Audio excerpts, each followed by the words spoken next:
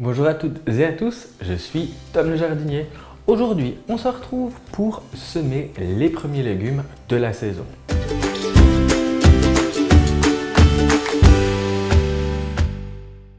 Comme on est mi-février, on peut commencer à faire les premiers semis, mais une de mes premières astuces que j'ai à te donner, c'est de vraiment y aller piano. Déjà, je trouve que c'est presque un petit peu trop tôt pour semer les poivrons, les piments, les aubergines, tous ces légumes qui rentrent dans la ratatouille, tous ces légumes du soleil. Nos intérieurs manquent cruellement de lumière et ça serait presque le faire déjà un faux départ avant de les semer pour la suite au jardin. Moi, ce que je fais, c'est que j'y vais piano et je viendrai peut-être au tout début mars pour les semer. Et après, autour du 15 mars, autour des tomates. Là, j'ai quelques petits légumes qu'on peut tout de même semer. Je vais les semer à l'intérieur et dès que ça aura levé, dès que on verra les premières feuilles pointées, eh ben, ça ira hop sous la serre. Pourquoi? Parce que comme je vous l'ai dit, nos intérieurs manquent cruellement de lumière et souvent la lumière vient que d'un seul côté. Alors que sous serre, eh ben, là on aura de nouveau ces conditions où le soleil vient par-dessus et puis on aura presque les mêmes conditions qu'à l'extérieur. On va semer ensemble des poireaux et des salades et puis comme ça on pourra les planter tout bientôt dans la serre ou au jardin. Pour faire ces semis, on peut utiliser pas mal de choses de récupération si on n'a pas ces plaques de semis un peu professionnelles. On peut par exemple utiliser ici, c'est une barquette pour les repas préparés quand on achète des choses à l'emporter.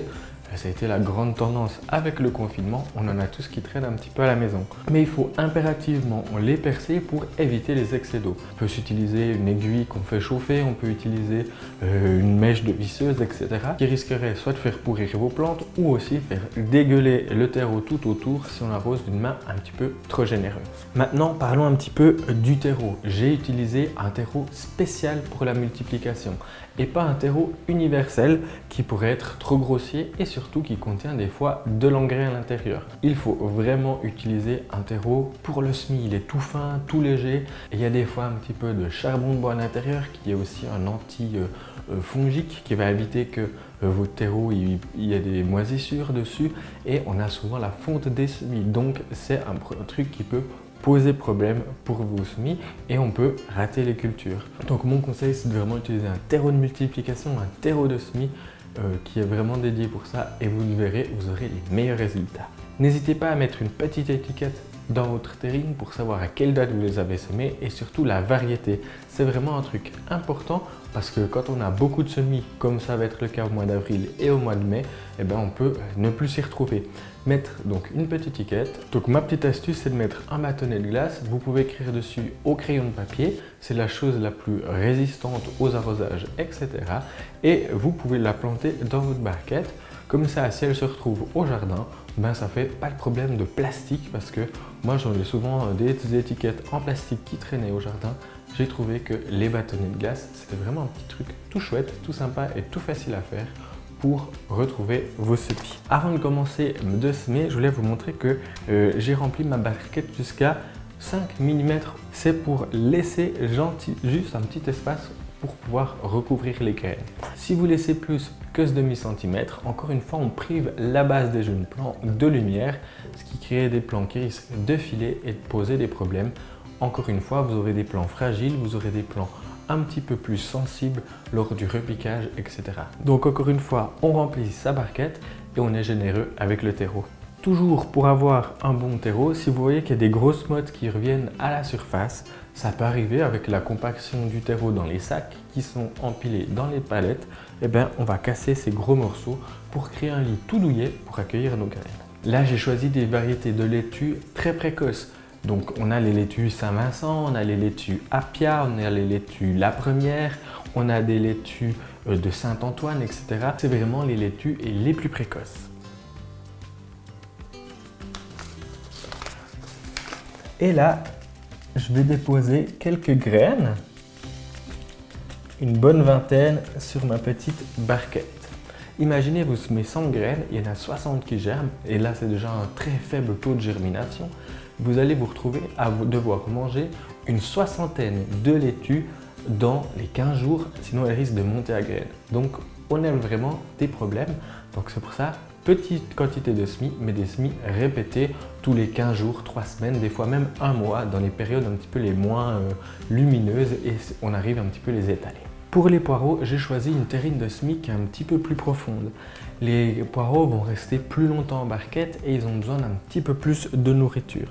J'ai tout de même utilisé un terreau de semis, même s'il est faible en engrais. Dès que les poireaux auront plusieurs vraies feuilles, on pourra tout de même faire un arrosage avec un engrais liquide, même dilué de moitié, voire de 3/4, pour pouvoir garantir à nos jeunes plants d'avoir de la force au moment de les replanter au printemps. Là, je vais semer mes poireaux en barquette et je vais pouvoir les repiquer au jardin autour du mois de mai, une fois que mes poireaux auront la taille d'un crayon. On peut semer les poireaux dès maintenant, février-mars, et les récolter gentiment autour du mois d'août jusqu'au printemps l'année prochaine. Donc vous voyez, maintenant on joue déjà sur les récoltes de l'automne et de l'hiver prochain. Je vais donc semer mes poireaux. Et là, c'est vraiment des toutes petites graines. On va essayer de bien les répartir.